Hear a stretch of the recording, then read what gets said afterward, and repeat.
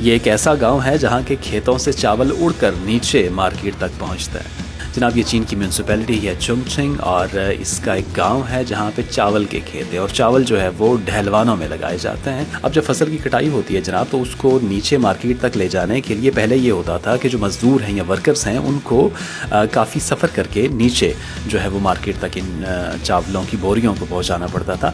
اب انہوں نے ایک نیا طریقہ اس کا نکالا ہے کہ چاولوں کو اڑا کر نیچے مارکیٹ کی طرف لے کے جاتے ہیں۔ یہاں کی جو لوکل گورنمنٹ ہے اس نے 400 کے قریب ڈرونز پرچیز کیے ہیں۔ یہ ہیوی ڈیوٹی ڈرونز ہیں جو کہ بڑے لوڈ کو اٹھا سکتے ہیں، اور اس کے ساتھ ساتھ جو گورنمنٹ ہے انہوں نے 200 ڈرون آپریٹرز کو بھی ٹرین کیا اس حوالے سے۔ اب یہ ہوتا ہے کہ جب چاول تیار ہو جاتے ہیں ان کو بوریوں میں بند کیا جاتا ہے، اور یہ جو ڈرونز ہیں یہ کھیتوں سے ہی چاول کو اٹھا کے تو نیچے مارکیٹ کی طرف لے کے جاتے ہیں۔ اور یہ جو ڈرون ہے جناب، یہ 85 کلو وزن ایک اپنے سفر میں اٹھا سکتا ہے۔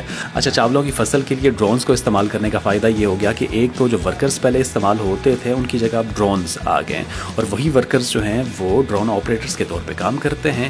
اس کے ساتھ ساتھ جناب یہ جو ڈرونز ہیں یہ ورکر سے زیادہ لوڈ بھی اٹھا سکتے ہیں، اور اس کو فرض کریں ایک جو کام کرنے والا ہے وہ آدھے گھنٹے میں مارکیٹ تک ایک چیز کو پہنچائے گا۔ اس کے برعکس یہ جو ڈرون ہے یہ تو 5 منٹ میں یہ کام کر سکتا ہے۔ سو جناب ایگریکلچر کی پریکٹسز تبدیل ہو رہی ہیں۔ وہی ورکر جو کہ پہلے ٹیکنیکل نو ہاؤ جن کے پاس نہیں ہوتی تھی، مزدوروں کے طور پہ کام کرتے تھے، وہ اب ڈرون آپریٹر کے طور پہ کام کرتے ہیں۔ اور دوسرا یہ کہ ایفیشنسی بڑھ گئی ہے، اور جناب چائنا کی جو لو آلٹیٹیوڈ اکانومی ہے جس میں یہ ڈرونز وغیرہ بھی شامل ہیں وہ بھی بوم کر رہی ہے، اور اس میں مختلف جو اپلیکیشنز ہیں وہ سامنے آ رہی ہیں۔